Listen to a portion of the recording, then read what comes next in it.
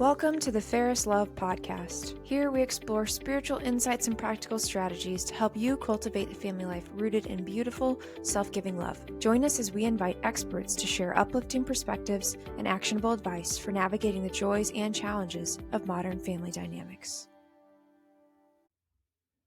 Welcome back to the Ferris Love Podcast. Happy Tuesday, everyone. I am so excited to be joined with Christa and Jacob from Higher Word Orchestra.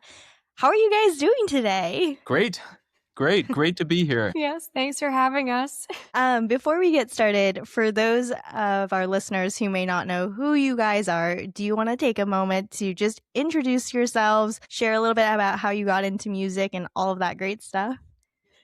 Sure. Go ahead, Christa. Oh, thanks. Yeah, so we are the Higher Word Orchestra and Choir as well, and we focus our mission around sharing really, truly transcendent beauty through our faith and through this music to share with audiences. So whether it's a concert or a special liturgy, we're always trying to share the most elevated beauty through the music to reflect God's ultimate beauty. So that's the overarching mission. And we have a full orchestra and choir roster of musicians, and they're mostly Catholics, some Christians, and people who really come together in this beautiful community to share stories of composers and the faith. And we usually have a priest talking at our events as well. That's great. Yeah. And then what role do you play in the orchestra and choir, all of that? I help to manage the orchestra and choir roster of musicians and making sure everybody is able to make it to the concerts and sending out music and everything with Jacob as well. And I usually direct the choir at the concerts, and Jacob is mostly the orchestra conductor. And then Jacob, do you want to go ahead?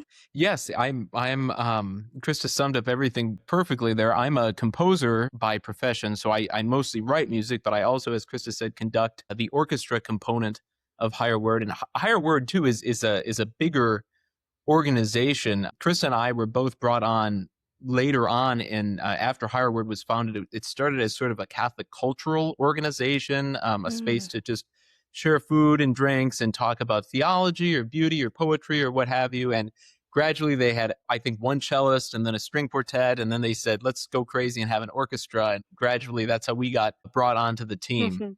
So that's sort of what we both do. We're both music directors for the group and sort of manage this growing collection of concerts and events that we've been putting on for several years now. Several may be a strong word, but two years. Yeah, it's amazing. And, like you said, everyone in this orchestra is Catholic or Christian, just a side question, but is it hard to find members to play that align with the values of this orchestra at all? I come from a pretty musical family, and my sister's in an orchestra, and there's always kind of an abundance of violins, but then you get to some of the more niche instruments, and is it hard to find people to play sometimes? That's a good question, because it's interesting. Both Jacob and I have combined our networks of musicians, basically, because Jacob could talk more about this, but I've been a cradle Catholic and really into my faith for most of my life, and it's deepened greatly after college for sure, in a personal way.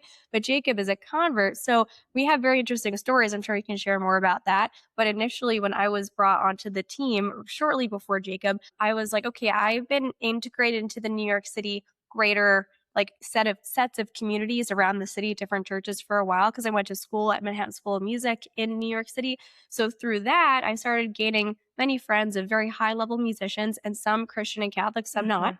And so I had a certain amount of contacts already that were Catholic. So it's okay, let's bring this together for a chamber ensemble. So that's why it started so small, pretty much. And then as the group started gaining notoriety, we keep receiving more emails from other Christians and Catholics who want to join in the orchestra. So it's growing that way. And then when Jacob came onto the team, maybe 6 months after I did, shortly after I did, and he brought his Juilliard contacts. So he goes to Juilliard. He's doing a doctorate at Juilliard. Sorry, you can talk about your own story. But this is how, but I just got so excited to talk about it, because it's so cool how both of our networks came together. And then as the group gains more of a community following, then people reach out to the group wanting to play with us also, who are Christians and Catholics. So it's really cool. Yeah. Jacob, do you have anything you want to add? No, that's it. I mean, what's great too is Christa's a music director, nearby. So she has her church community, a lot of singers. I mean, just fantastic singers from that. And I mean, she's a multi-instrumentalist, but primarily a vocalist, so there's that element. And I was very involved in the Christian group at Juilliard. And so you just naturally kind of figure out who's who. And it's, we're unabashedly Catholic in our structure. And I mean, everybody, we have priests, we're in Catholic churches, we try to program exclusively Catholic composers, or at least a Catholic text, but mostly Catholic composers. And we're just sort of discerning what it looks like. We are a Catholic organization, but you can emphasize the Catholicism in many different ways. And for sure. Yeah, it's been heartening to see how many people want to be a part of it that aren't necessarily, really devout Catholics. We have lots of Protestants that it's sometimes their first time in a Catholic church, or their first time actually hearing that people. I know I'm jumping way ahead, but if we sing Mozart's Ave Verum Corpus, for example, it's a Eucharistic, and they hear that Mozart actually believed in the real presence, it's a shocking thing for them. It's an excellent evangelizing group. Yeah, I didn't even know that Mozart was Catholic. Like, that wasn't something that I was aware of. So we're just definitely jumping ahead of ourselves. But it's so cool that you're able to highlight those Catholic composers. Mm-hmm. So your mission is centered on evangelizing through beauty, which I think is so beautiful. But what does that actually look like in a live concert experience? You mentioned, being in Catholic churches and doing it alongside a Catholic liturgy or a priest, but could you dive into a little bit more about what that looks like for the orchestra? Yeah, what's really cool about our concerts, especially that we focus on, is welcoming, especially in the marketing and the way that we present it. We say it's welcome for anybody to come to, and pretty much 100% of the time, if somebody comes not knowing what to expect, or if they're expecting a normal concert experience, they walk away saying, oh my goodness, this was such a different experience compared to a regular New York City choir concert or New York City orchestra concert, because we have an element of education also infused into our concerts, and presenting the storytelling of the composer's lives, just like you just is the same reaction you just said. You didn't even know Mozart was Catholic. That's what we love doing for people. We love introducing these stories and the facts. And like, I had 2 colleagues from Manhattan School of Music recently play an hour Mozart Requiem, solemn high mass that we did in New York, and they were welcomed into the group recently, and they were intrigued, even first of all, because they'd never been to a Latin mass before, or maybe even a Catholic liturgy, but they said, oh my gosh, this is historically how Mozart envisioned the Requiem being presented for prayer. So they really wanted to be part of it because of the history and the background. And then they were really touched after the experience. They personally reached out to me of the beauty. They said, we will never forget this. Thank you for letting us perform with you. They weren't there for a gig. They were there to experience the history and the beauty of it. So that's a little snippet. Do you want to add something to that, Jacob? No, I mean that's very, very well said. I mean, this Mozart Requiem that we did hopefully we do more of them. We got a full orchestra and choir and performed it in a solemn Latin Requiem that would have been exactly the liturgy that Mozart would have known at the end of the 18th century in Austria, what he would have written that for. And that was a very unique opportunity through a young man and a foundation that he's started in memory of his brother, Alex Klusik. It's to help young Catholics find housing in New York, and it's a great mission. But it's in memory of Alex Klusik, and we said the mass for Alex Klusik's soul. But that was a very unique thing for us. Previously, we had pretty much just done classical music concerts with orchestra, instrumental music, and definitely the choral aspect too. But a couple movements from Beethoven's Fifth, for example, things people know, Eine kleine Nachtmusik, these sort of staples of the repertoire, and then we present them in this Catholic setting, I suppose you can say. Not just setting, but as Christa said, we talk about the composer's lives, and we also try to point out theological concepts that you can gain from otherwise secular music. Yeah. We did a concert for All Souls Day, kind of All Souls, All Saints, and that the arc of the concert was specifically designed to kind of trace a journey from darkness to light, from not despair so much, but stress, anxiety. We start with very busy, tense music, the first movement of Mozart's 40th Symphony, and chart this course all the way to the triumph at the end of Beethoven's Fifth, that imbues the evening with Catholic ideals, whether they're not explicitly Catholic pieces or not. Mhm. So that's the kind of thing we do as well. That's so cool. You might need to like start your own network Oh, and share every single concert because these sound so neat. thanks. What was kind of one of the reasons, or if there even is a reason that you wanted to integrate, you're talking about like the educational component to these concerts. Why was that integration so important for the mission of Higher Word Orchestra, and why do you think it's important for evangelization as a whole? That's a really good question. I think that beauty and God are so mysterious, right? These are things that are really hard to define. It's hard to define God. You can never entirely understand every aspect of him, otherwise he wouldn't be God, right? I think it's similar with beauty. The more I studied beauty, the less I understand it. I feel like the more I study, Yeah. it mystifies me more, but it's also really hard to define and really hard to like put your finger on why something is truly beautiful and touching to you. So people want to understand things. They come to want to research the faith more because they want to understand what's the intrigue here.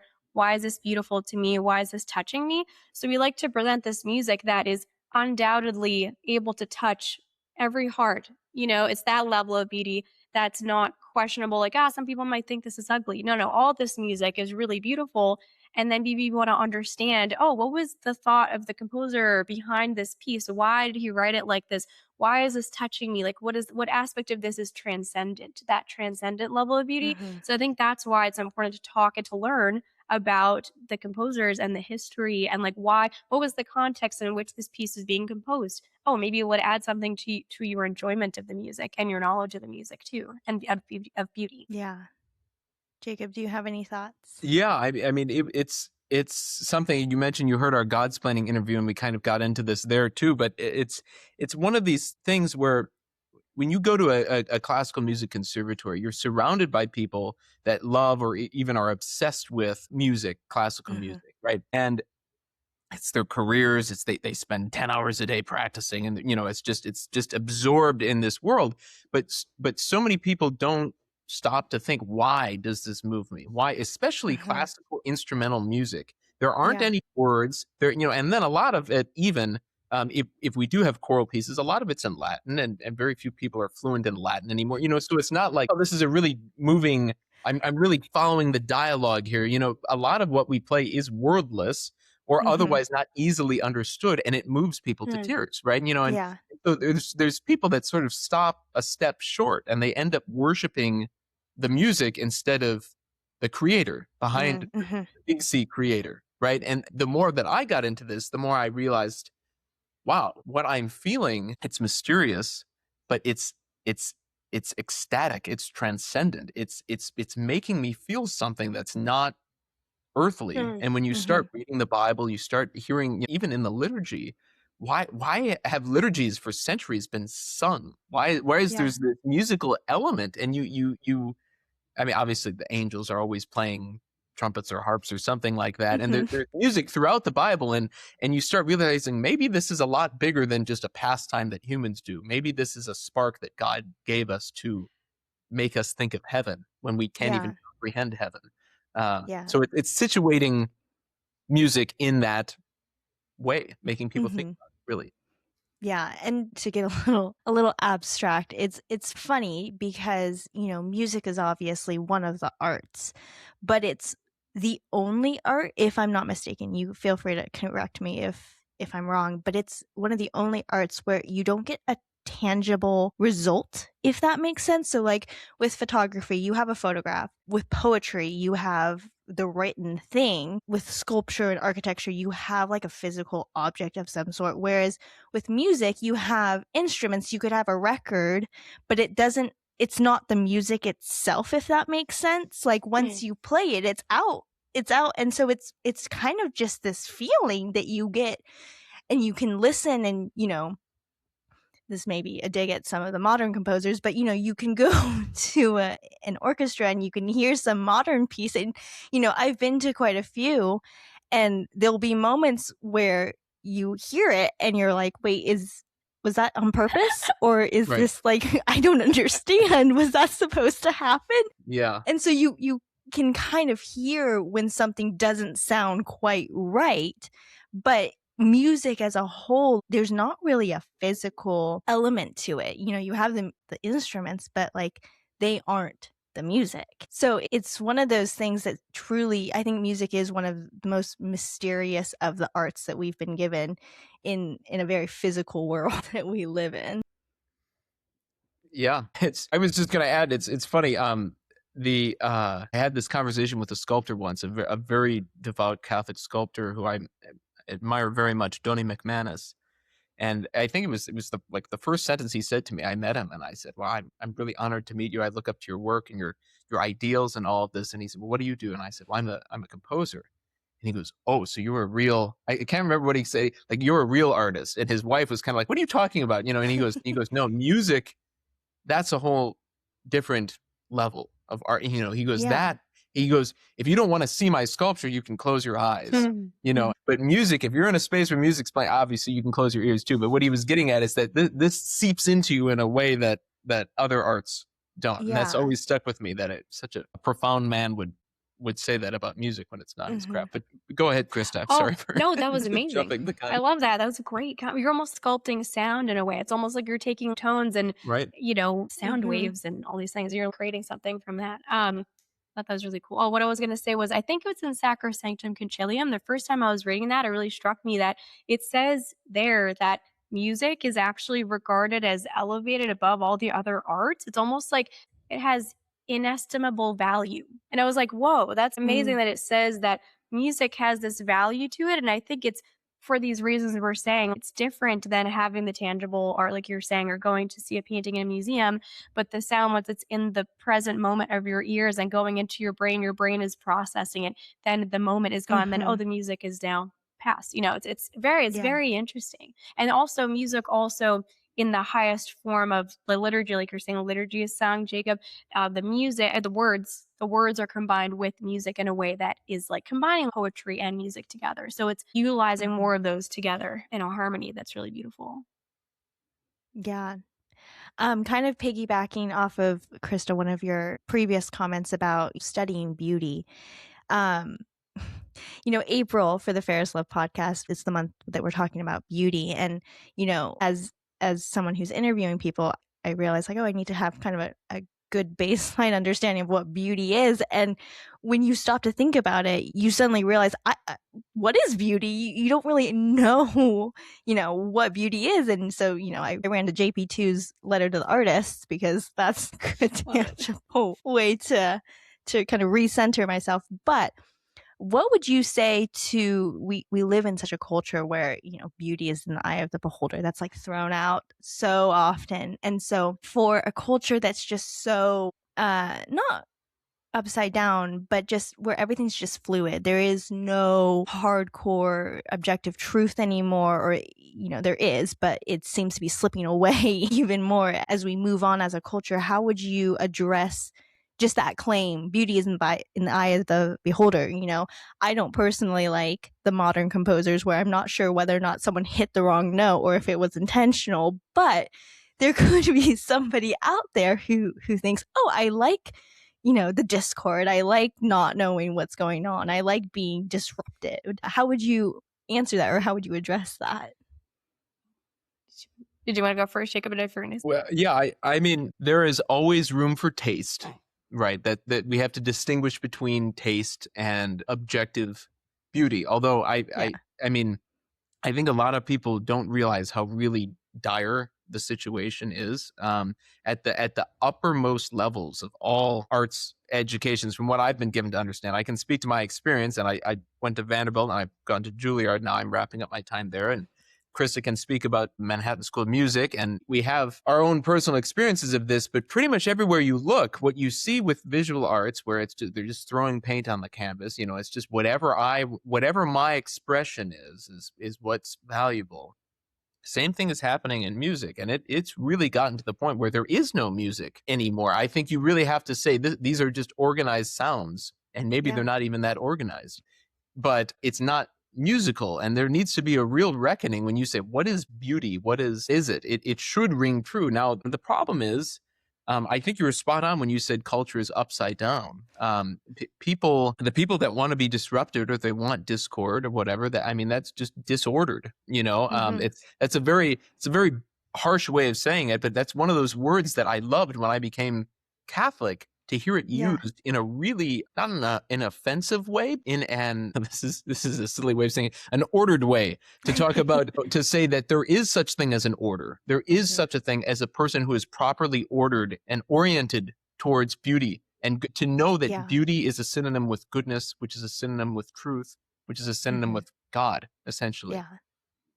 I'm paraphrasing John Paul II, but he says something like, beauty is the soul's nostalgia for God. To say it's something that we remember, that is inherent in us, and it should ring true. So what can you say? What is beauty? I like that definition. But at the end of the day, if people argue with you, it doesn't change that beauty is objective, right? Yeah. I think there's a lot of people that want something that's disordered, that is not beauty, that is ugly. And we seek to fight against that, Yeah, exactly. I really love all the stuff that you said, Jacob. It's awesome. Just piggybacking off of that concept of, I think that some people, if they think that everything is beautiful or anything that comes from you is beautiful, then nothing is beautiful, because everything can't be beautiful, right? So that's one thought. Another thing is, you said the great quote by JP too. It made me think of Plato says that he has this beautiful quote. He says, "At the sight of beauty, the soul grows wings." So it's something like, at the sight of something that's truly beautiful, you feel like you're lifted out of yourself. Like it's something that lifts you up to the heavens. Even somebody like Plato would say something like that. People have been debating the aesthetics of beauty since the ancient times, and we still don't have a conclusive book on it, right? So many philosophers talk about aesthetics, especially Dietrich von Hildebrand has wonderful volumes on aesthetics. I've been working through them myself for this dissertation. It's so beautiful. Anyway, so I was thinking that Plato, with the idea of Plato from the ancients, he has this idea of paideia. You might have heard of this concept. I don't know, maybe some people in education know this term. He says it's, I think it comes from his Republic or some of his other writings, where it's a concept of trying to form yourself to be someone who's a good citizen, or somebody that, wants the good of society and the good of other people. And so I find that through studying that concept in like different ways of ordering your life, and when he talks about music a bit, he even says, and so is St. Thomas Aquinas, you kind of have to pursue forming yourself in a way that these things that are truly beautiful are appealing to you. So if someone constantly has ugliness in their lives and brutalistic architecture around them and really like head-banging, screaming music, I don't know, if they just have that surrounding them all the time, their senses and their appetite for consuming artwork and it's not going to be well formed. So that's also part of it. I think that it's hard to form yourself in a way these days in this culture to be able to but things that are transcendently beautiful, that definitely reflect God's beauty, I believe can touch anybody's heart, even if you're not really well formed. So you may not know some of the details of being able to appreciate, I don't know, every single piece of music that Jacob and I would find beautiful, or you would find beautiful, but you might be touched in your soul by somebody hitting like a very pure high C in Allegri's Miserere, but you think you don't know what hit you. This voice is so high and so pure and so beautiful. So certain pieces just reach out to you and like reach into your soul, and they lift you up out of yourself. It makes your soul grow wings. So I feel like maybe some of that needs to be talked about more amongst people. Like, how do we form our children? How do we form the society? How do we present things that are truly beautiful in front of you so that you are able to perceive these things? And like ultimately the pursuit of virtue also helps you to recognize beautiful things too. Because beauty is like truth, beauty, and goodness, the pinnacle of the things that reflect God. Thank you so much for listening to our first part of this amazing conversation with Jacob and Christa from Higher Word Orchestra. You can learn more about their mission by going to higherword.org. Their next concert is on April 10th at Old St. Patrick's Basilica in New York. Tickets are now available. You can find the link in the show notes. As always, you can find the Ferris Love podcast on Apple, Spotify, and YouTube. You can find us on social media at Ferris Love Project and connect with us online at www.ferrislovefamilyproject.org. I'm excited for you to join us next week as we continue our conversation and discuss sharing the beauty of classical music with our families and our children.